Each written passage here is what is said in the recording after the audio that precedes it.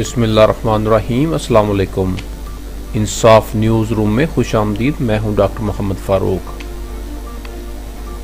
एक अहम खबर शामिल करते हैं गुजरात से। थाना लारी अड्डा के इलाका में सरेआम फायरिंग, सीसीटीवी फुटेज सामने आ गई।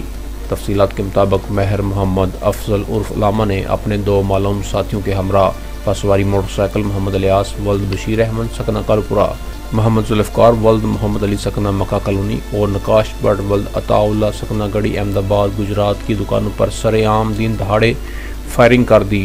दुकानों को नुकसान पहुंचाया, ताहम बरोज़ जुम्मा छुट्टी होने के बायस कोई जानी नुकसान नहीं हुआ। फायरिंग से इलाका भर में खौफ व खराश फैल गया।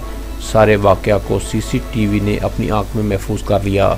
इस वाक़े के बाद मोहम्मद इलियास वल्द बशीर अहमद कौम पठान सकना कालूपुरा खुद को गैर महफूज पाते हुए थाना लारी अड्डा पहुंच गया।